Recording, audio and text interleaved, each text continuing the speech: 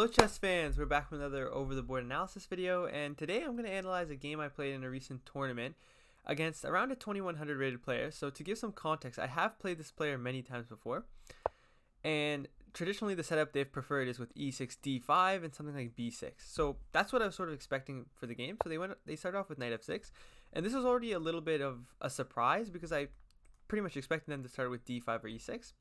And so I went for c4. And yeah, here they really surprised me, and they went c5. So at this point, we're kind of transposing into a symmetrical English, but we're also transposing to things that could look like an open Sicilian. And I thought my opponent has probably never played the Sicilian before, so I didn't really understand the logic behind playing this. So I went for knight c3, simply developing. They went knight c6.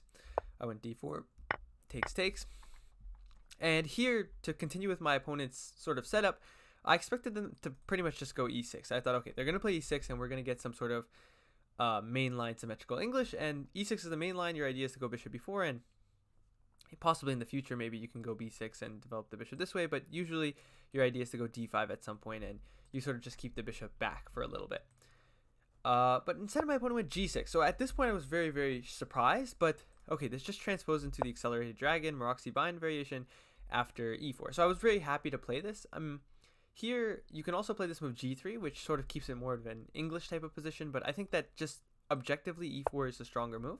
And I also play e4 very often, so I think that this is more in line with my repertoire. So my opponent went d6, and here you have to be careful. If you go for a move like bishop e3, then there's knight g4, and then you have to just waste the move pretty much. If you move your bishop, then they can go like bishop g7, and okay, you have all sorts of problems. So you have to be careful of your move order. So I went bishop e2 pretty quickly because I knew this. Bishop g7, bishop e3, bishop d7. Here I went f3. The idea of f3 right away instead of castles is pretty nuanced. It's sometimes you want to go king f2. And I know it sounds weird, but sometimes like if there's a queen on d2, there's a queen on a5, and the knights get traded, the king's just better when it's closer to the center. And usually that doesn't matter, but okay, it's just a subtle move order thing. So my opponent went a6. I went queen d2 now. Here there's also the option after a6, which is already a slightly unusual move. Usually here they might castle, and then we'd see queen d2, and then, okay, there's many options, but even an option like this, you can think about moves like knight d5 here. With takes, you can still take with the king. That's why you delayed castling a move. Or, you know, if there was a rook on d1, then you could take with the rook and go king f2. Okay, but anyway, my opponent went a6, which is a little bit unnatural, but apparently is alright according to the engine. The idea is simply to push b5 at some point. And here you could have really considered this move knight c2 to avoid the trade because, okay, this knight is a little bit misplaced. But I thought the problem with knight c2, I thought, is that knight e5 and rook c8 could come very quickly because my opponent hasn't really wasted that much time yet. And if I have to put my knight on a3, then I think it's pretty sad. So I decided here to just continue with the natural plan of rook c1 and b3 and just keep my knight guarding the b5 square. So here he took, which was very natural because, okay, you want to get rid of one piece when you have less space because now your bishop has a square, your knight can come to d7, your pieces are a little bit more harmonious. So here he castled, and now I castled because I saw that there's pretty much nothing else to do here. I'm not really sure if my rook wants to be on d1 or c1, but I'm pretty sure that my king now wants to be castled. So we went rook b8, which I thought was a pretty natural move. You want to play b5. And yeah, here I spent a decent amount of time. I wasn't really sure what to do in this position. I know that here white is definitely better. That's for sure. White is slightly better here. And as with pretty much any Maroczy positions. And previously in my Maroczy positions, whenever my opponent has played a6, what I love to do is get a pawn to a5. So I decided to play a4 here to stop this b5 move. Now it does create some dark squared weaknesses on this side of the board. For example, if they get like bishop c6, knight c5, and I don't know, like a queen to b4 possibly. Or their knight can no longer get to b4, so that's why I thought it wasn't that much of a problem. But it does create some weaknesses. Now, granted, it is the best move according to the engine, but it's definitely a move that I was a little bit hesitant to play because it does put pretty much all my pawns on light squares. This bishop is very bad now. So my opponent went for queen a5. I went rook d1, just defending my queen. And yeah, here I expected my opponent to go for rook e8. And rook e8 is sort of the natural move. The idea is to just defend the e7 pawn against any knight d5 double tactics, or you could also, you know, move your king away, or you could move your rook. Yeah, your rook pretty much just has to go to e8. But yeah, this is the main threat in this position, to attack the queen and this square. But actually, even still, I think you could go like rook c8 and on knight d5, go queen d8 defending here. Though this becomes risky after this, you would probably at least have to settle for a draw. But okay, but if you go rook e8, knight d5, then you can just trade here because there's no knight e7 check. or I guess there's here, but then at the end of the day, this is probably good for black, actually. Like, this position is probably decent for black. There's no weaknesses, but okay, there might be some e5 problems right away, but okay, anyways, a rook e8 is definitely the best move, and one of the ideas I had on rook e8 was to go b4. Now, I just wanted to point this idea because I was really thinking about it in the game. I'm not sure if I would have gone for it. I probably wouldn't have, because after a5, the queen is actually trapped, and it seems like there's no squares for the knight, right? And the idea being rook b1, and then the queen can't really move anywhere. But here, black nicely has this move knight h5, and then there's really not much you can do in this position because of the fact that the bishops are getting traded. If you go like rook d1, then there's a check here, and then queen c5, and then okay, this position is slightly better for black, clearly. So, but that was just an idea to consider, this idea of b4, because you really want to play this b4 move. You want to play b4 and a5. That's your whole idea with this sort of setup, to get this, I think it's called like the bathtub type of formation, if the pawn ever comes here with the knight being traded. So, yeah, instead of that, my opponent went rook bc8, which pretty much shows that they were unfamiliar with this system, because this is, I think, is a blunder that a much lower rated player than my opponent would make, just because of the fact that it's a very, very common tactic. The main idea in this position is to go knight d5, and now there's a double attack on the queen and the pawn, and if they take here, we can insert the intermezzo with check, and then after they move, then we can take back, and then here we would be up a pawn. So instead they have to go queen d8, and now I went knight takes f6 here, and I very quickly played this move a5. My whole idea now, I'm covering this, their pawn structure is absolutely terrible, and the position is actually completely winning for white. So yeah, this position is now completely winning. So you'd probably think that, oh, this looks like an easy game, you're just going to steamroll them. But I think this is a very good lesson. This is the last round of the tournament. I get this position after like pretty much just like 5 minutes of thought. Like, I don't think I've spent much time to get to this position at all. And my opponent is also down, I think, okay, my opponent is only down like 25 minutes. So yeah, I have a lot of advantages here, but I ended up playing very, very carelessly. And we're going to see how I made this game much more difficult than it needed to be. So here my opponent started off with queen e7, which is definitely the best move. The idea is to defend the d6 pawn, also allow some squares for the rook. And here already, I think I made a move that, according to the engine, this is a good-ish move. It's not like a bad move per se, but I think human-wise, this move should probably be considered a blunder. So here what you should probably do is go b6. Not b6, sorry, b3. And the reason is that black can't do anything. Like, black can't go f5, because then he at least loses a pawn. Black can't go like d5, obviously, because I covered it twice. Black can't go b6, so black has no pawn breaks. And without any pawn breaks, he just has less space, and maybe I can just, you know, triple on the d file. Maybe go bishop d3, bishop b1 to protect against this f5 move even further. And black just has to sit around and wait, likely defend their pawn on d6, and I can just attack it with a million pieces and pretty much grind forever. Like, I don't have to do anything immediate. But when I play this move b4, as I did in the game, now I have a weakness. I have this weak pawn on c4, which is now, it can't move forward without exchanging it for this backwards pawn. And okay, if I go b5, then this pawn is really backwards. So it made his life a little bit easier. Now he goes bishop e6, and now the bishop actually has a target. It's targeting the pawn on c4. Went rook a c1, and he went rook a d8. And here was my last chance to sort of justify what I've done. Here, what I ended up doing is very, very, very, very bad. But here, you notice that you probably have to prevent this move f5, because now you're no longer threatening to win the pawn now that the rook guards it. So the best way to do that would be to go bishop e6, attacking the rook, rook d7, and then bishop d3, guarding against the f5 break. And then, okay, this position is probably still completely winning for white. But here, there's interesting moves like h5 even.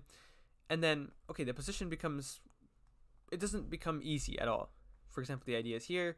Maybe you could go like rook c2, king h7, here, and then defend this. And I'm sure this position is probably winning. Let's see, where did I mess up here? Okay, here you should play the move f4 and f5. Oh yeah, sorry, that makes a lot more sense, to be honest. The idea being to go f4 and f5. But yeah, instead of that, I went queen b2, which I thought was very clever at the time. Like, I thought, okay, now he can never ever in a million years play this move f5, right? Because I just take on g7. But that's just wrong, because now he has so much pressure here, and I can't defend this pawn. He goes rook d7, and here already maybe I had to play like a move like rook c3, I guess, just so that I can defend myself. But okay, even at this position, it's already very difficult. I guess I have to go b5, which is a difficult move to spot. But I went rook c2 with the idea to go rook c1, just on autopilot. Like, just in 10 seconds, I played this move. And then my opponent went rook c7, and I just realized now I can't go rook c1. After bishop h6, my original idea was to take on f6. attacking the queen. I thought, oh, he moves his queen, then okay, I move here. I mean, I have this monster bishop. Even if I lose this pawn, it's fine. But he has the intermezzo, takes here, attacking my queen. And then if I exchange everything, then I'm just losing. So if takes, he'll take my queen, and then if I take, he'll take my bishop. So I'm just losing. So I can't do that. Though here, this is not even that bad a position. This position is about equal. But okay, I don't want to play down the exchange when I don't have very obvious compensation. So instead, now I have to play queen c1, which prevents this, but now it allows the move which I was trying to prevent with queen here. It allows f5. And so now I have to be incredibly accurate, because actually the position has went from +2 to now it's slightly better for white.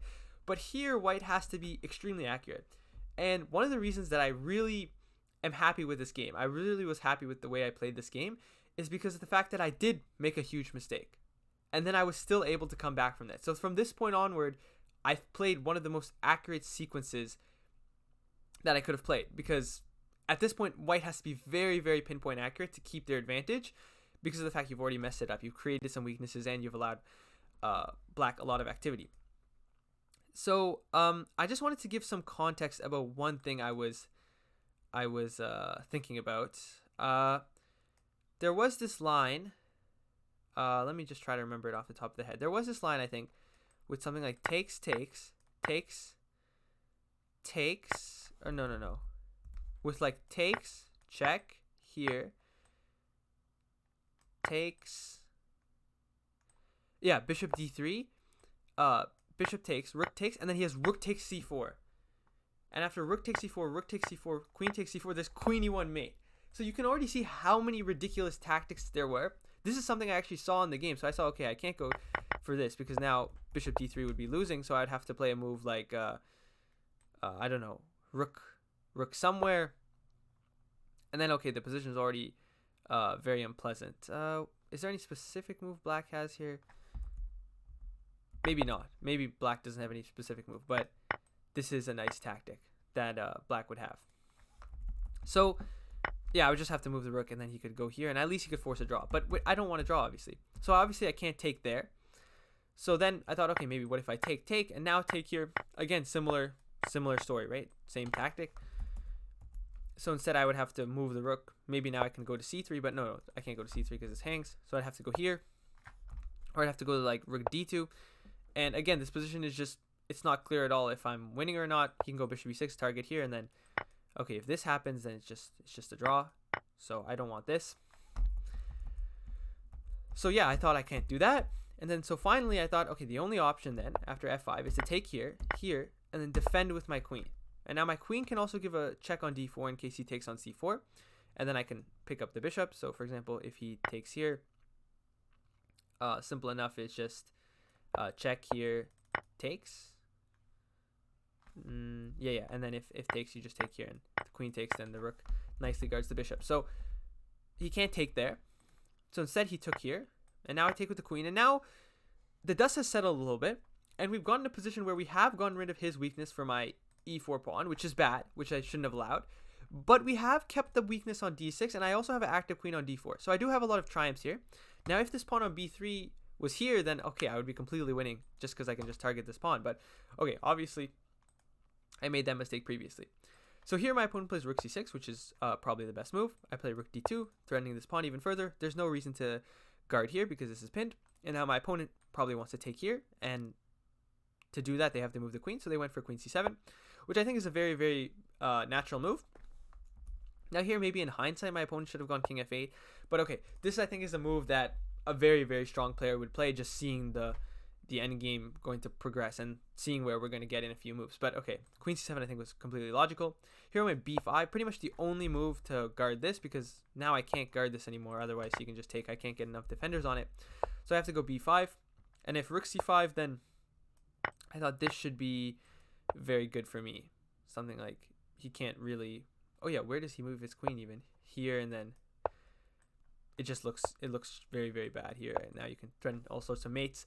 But anyways, this b7 pawn would be very weak, so he wouldn't probably do that. Instead, my opponent decided to take, which they took in like a lot of, like, very, very quickly. They didn't even consider this move rook d6, which was pretty impressive. Takes. rook c1.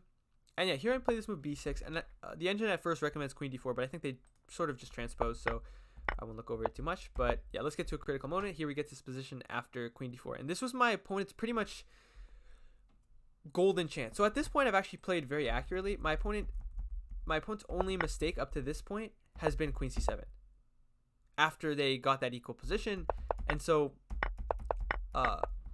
I've nudged the position into a position where it's around plus 0.8, and really only white has any chances. So here my opponent had to be very accurate and find this move queen f8, king f8, which I think my opponent said that they didn't really consider. They only considered king g8, or the move they end up playing in the game, which is queen t4. But the idea of king e8 is now you can actually defend the pawn with king e7. And this doesn't look that relevant, but not only can you defend the pawn, for example, if king here, a6 is pretty handily winning after something in p7, and rook takes a6. This is just easily winning after queen takes d6 is going to happen. You can't even go d5, and this will transpose to the game. So yeah, the reason for king f8 is now you don't have to go d5. You can go king e7. So we'll see why in the game that matters. Here, and here my opponent makes the next very large mistake, but it's really natural, unfortunately, for my opponent. Here the only move was rook c6, and rook c6 at first looks unnatural because wait, don't we have bishop b5? But then you have rook c1 attacking here, and then you can get from behind. So I don't think I would probably do that. Instead, what I would do here is go a6. Now if he takes here, I go a7, and there's no way to defend the pawn. So instead of that, my opponent would probably go here, and after, or sorry, not after b7. Here I'd have this move rook b4, rook c8, and he would go back. And now it looks really weird. Like, why have you just lost a bunch of tempos, right? Like, I went rook c6 and then went back. Well, it's actually because after takes, now you have time enough to go king f6. And now if I go rook d4, you have king e7, defending with the king. You don't have to move your pawn forward, which is what ended up happening in the game. He had to move his pawn forward, and we're going to see why this one minute detail, gaining one little tempo, made this game so much easier to win. Now, as a matter of fact, this position is actually still winning for white, but I would have to be much more precise than I was in the game. Because in the game, the level of, the barrier of entry, like the amount of mistakes that I could have made to win the game was pretty high. I could have made a decent amount of mistakes. But yeah, so that was a very interesting line. Again, in the game, I actually just expected the move my opponent played. My opponent played rook a8. At this point, we're both like, actually my opponent's low on time. He's at about 14 minutes and I'm at 38. So I actually had plenty of time. So unfortunately, I did calculate the wrong line. But okay, this was what I was expecting. My line was to go a6, takes b7, rook b8. I calculated this all before, after b6. Yeah, after b6, I saw this whole line, and I thought that I was just winning here, which is true. Here, my opponent has pretty much no move to defend this. At this point, they should probably try and come closer like this, rook d5, and then if here, at least their king is pretty centralized here, though it doesn't actually make any difference. Instead, they went d5. And now, my idea with rook d4, my idea was I want to get a rook to c8, because then he's going to have to sack and then sack his bishop. He'll be down a bishop, or he'll sack his bishop right away for this. So here I went rook d1 to go rook c1 and rook c8. And if he brings his king closer, there's just no way to stop that. So this would just be completely winning.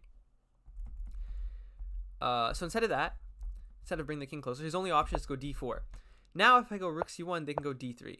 And then if rook c8, here I would even, I don't know, something like this I would be losing. But the engine says to draw because I can just take here.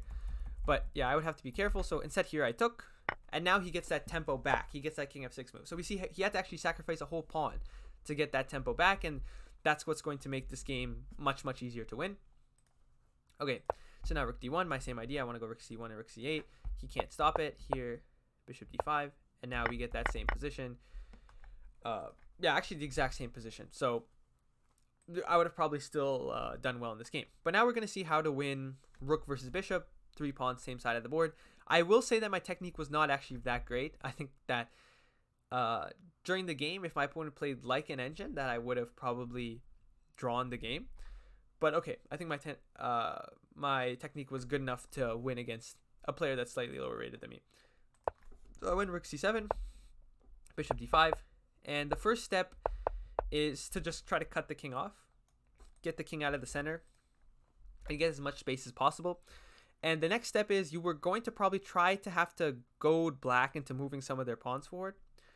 So here they went bishop c4. And here I made the first large mistake. Now, I knew the winning configuration is to just have f-pawns on the board. If you can just have f-pawns on the board, the position is very clearly winning. And it's not very difficult at all to win that position. And you would, like, if you see this endgame for the first time, you would think, oh, like, why do I want to trade pawns? Like, don't I want to keep all the pawns on the board to create more weaknesses? But unfortunately, like, there can be no weaknesses to be created here.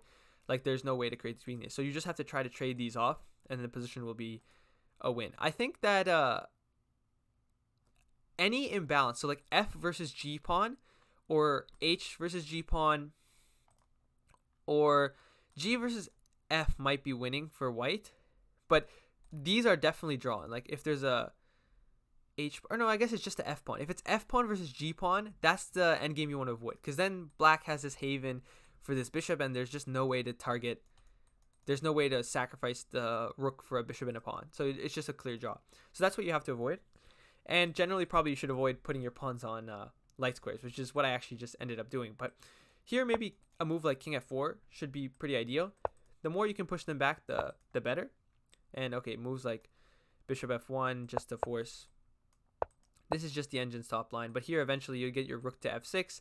Try to push f5. Oh, it doesn't like pushing f4, actually. So maybe something like this. And then eventually, you'll just try to push f5 through. Here, bishop b3. You don't want to go f5. Okay, no. This is the way that you can win. And then, okay, h versus f would also probably be winning, I believe. Yeah, here I'm curious what the engine's technique is. I'll just click on the engine's favorite moves just to see. Okay, why did he commit his pawn? Because if he went here, rook f4, bishop g6, h3. Oh yeah, okay. And then it's zugzwang. No. Oh, h4. Ah, now it's zugzwang. Okay, makes sense. Yeah. And now he has to move away. We can attack here. And bishop g6, rook f6, king g7. Not clear at all. Rook h7, king f6 here, here. Oh yeah, and then you just win this from behind. So that's, I guess, pretty good technique. You try to get black to commit the pawns, and you get one imbalance in the position. So that's one way you could have won.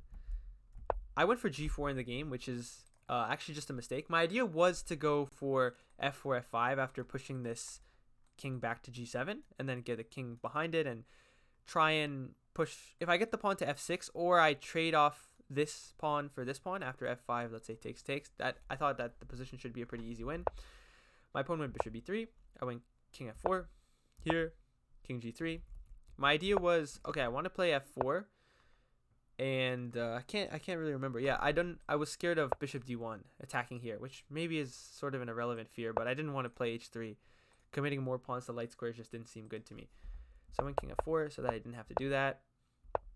Now I went rook c5, just waiting. Now I went h4. My idea was to go h5, trade off these pawns. And then here, apparently, my opponent's supposed to go bishop d7. I honestly don't see how this makes any difference at all. This position is still completely winning. So yeah, this wouldn't do anything. Okay, but instead I went rook a5, and now rook a5 just waiting for my opponent to get a little lower in time. Like, I don't really need to rush here. I'm pushing pawns anyway. There's no chance of 50 move rule, and anytime you push a pawn, you should just really be sure of that decision. Okay, so here h5. My opponent went bishop b6. Again, there's nothing they can do at this point.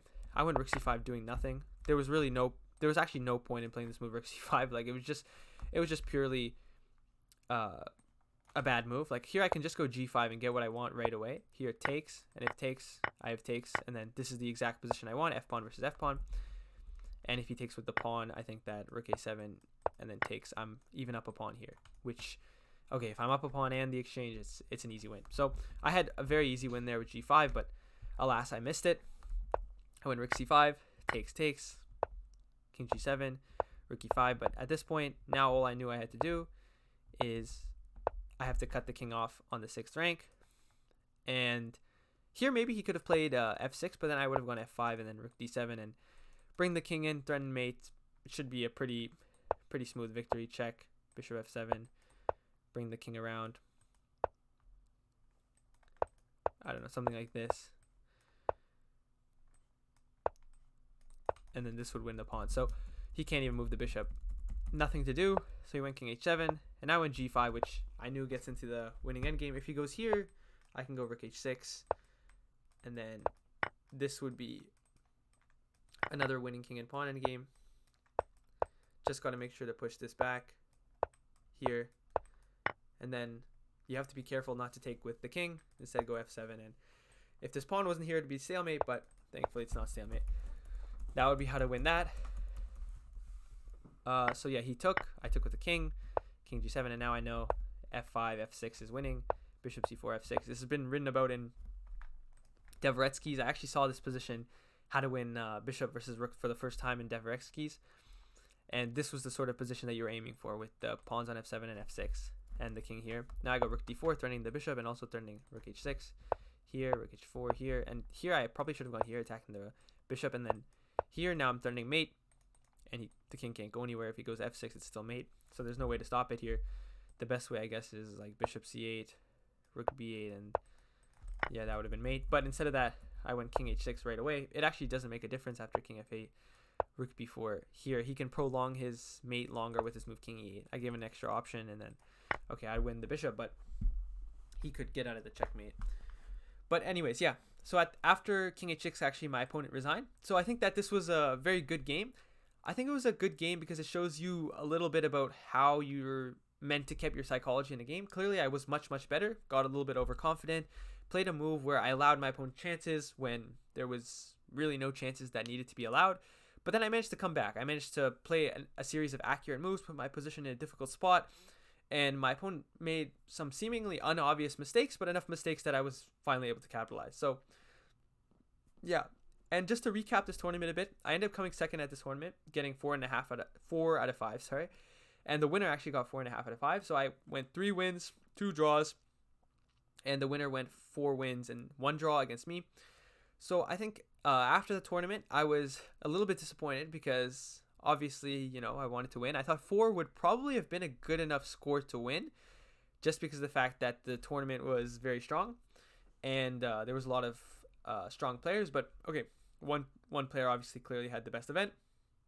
That game, I might show that game in the following weeks, my game against that opponent, because I actually just had a losing position from the opening, and then I had a very, very winning position according to the engine, but it was unobvious, and I ended up bailing out for a draw in a position where I was much better, maybe by intimidation. But okay, after this tournament ended, I think I gained something like 11 rating points. I was close to hitting my all-time high, which is 2273. Instead, I hit 2270, as you can see below. So I would say overall a successful tournament, and hopefully next year I have a better shot at winning if I play some more ambitious chess. But yeah, that's in today's video, guys. If you like this video, please remember to like and subscribe, and I'll see you guys in the next one.